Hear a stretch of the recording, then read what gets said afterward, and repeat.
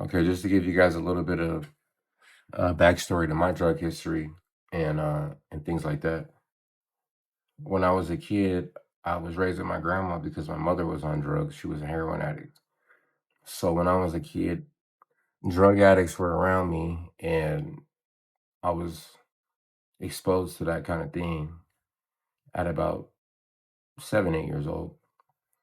Um, I never was any type of drug addict at all.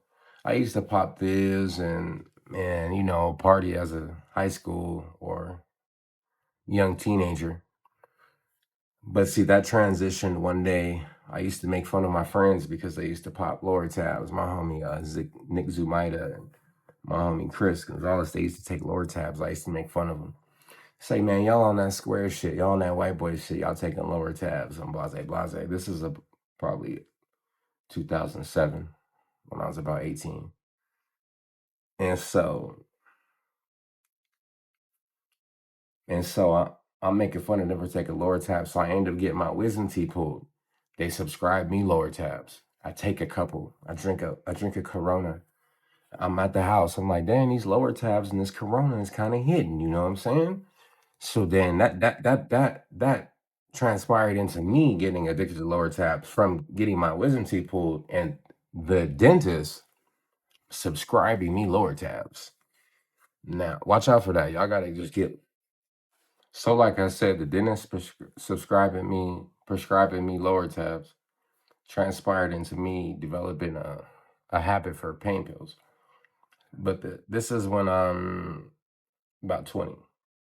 It didn't develop a habit for pain pills right away. Took them, whatever, didn't have an issue. Probably about 2 years later, I started taking Percocets for fun one day. And so I'm about 22. So from 22 to 27, I'm taking Percocets that whole time. And Roxy's later, Roxy 30s. It transpired into that. So at this time, I'm 27. This is about 2015, 2000 going in 2016. In 2016, I had a mental breakdown or mental breakthrough. You could look at it how you want to. It was a breakthrough because it transpired into actually me talking to y'all right now. But and transpired into motivating other people to make music and live out their dreams and their truth too. While I was tripping, was telling people this is what we need to do. Anyway, so I had that thing happen. But after that, I got completely sober. But then I had already broke down the barrier of me being addicted to opiates. Now, when I was addicted to opiates, I was dope sick one day because if you're addicted to opiates, lean, Percocets, Roxy 30s, that's like opiates like heroin. You get dope sick without it. So I was dope sick one day. I met up with this girl named Allie. She was strung out on heroin. I was dope sick off the pain pills. She told me, I can't get you pain pills, but hit this heroin, you'll feel better. Hit the heroin, that broke down the door for me to maybe hit heroin again in the future. I didn't notice at the time. I hit it with her one time.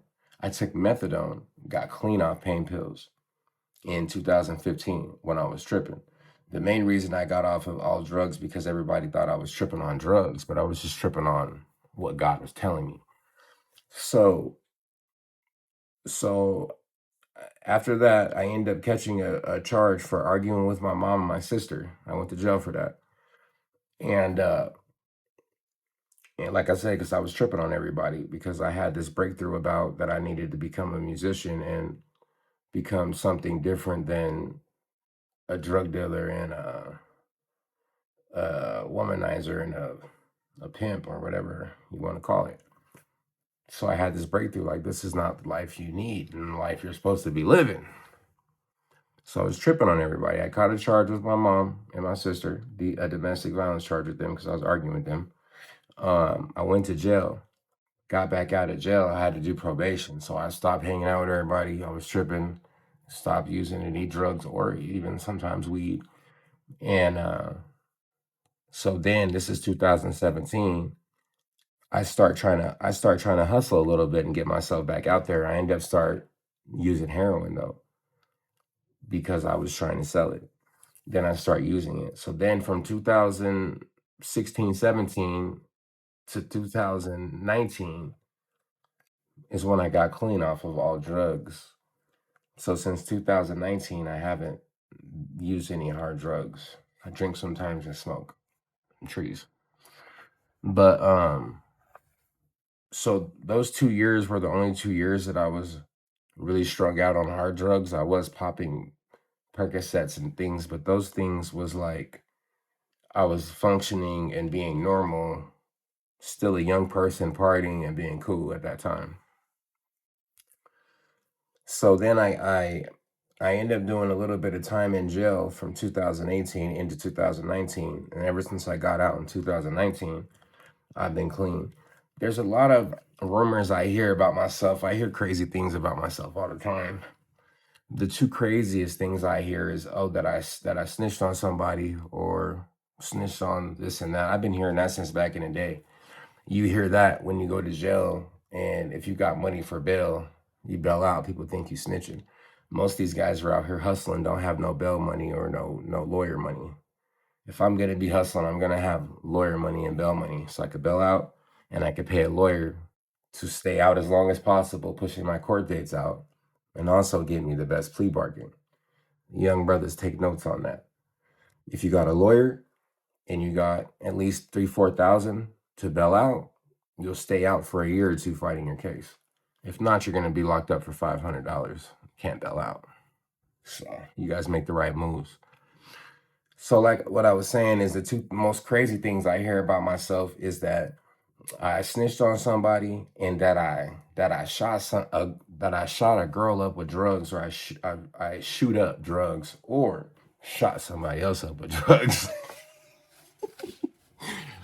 Which is funny because like if I even get my blood drawn, I'm tripping. But like I said, you hear a lot of funny things about yourself. I don't know if this happens to everybody. I do though.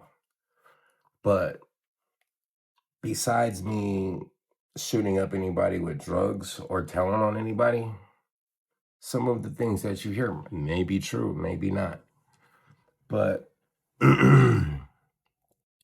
I just wanted to give you a little bit of background on my drug history and my life a little bit, because when I go talk to these people on the streets, it's coming from a real place. It's coming from a place of serving them drugs. It's coming from a place of being on drugs. It's coming from a place of my mom being an addict and possibly being in their position, and my father as well. And it's coming from a place of trying to point out to y'all that some of the struggles that Black people are going through in America are going on here in Salt Lake. And if I was able to change something, or if companies or thing companies or entities were to reach out to me and put the bag on me, the bag is going to be put on other people in Salt Lake, other Black people in Salt Lake, other people of all races in Salt Lake that respect what I'm doing. It's not just me that would be getting put on, it would be the whole state. So yeah, I'm gonna post this whole video even though it's 7 minutes long. Y'all tap in. Follow me on TikTok, Instagram, and subscribe to my YouTube. Put London Giovanni in the algorithm, y'all. Deuces.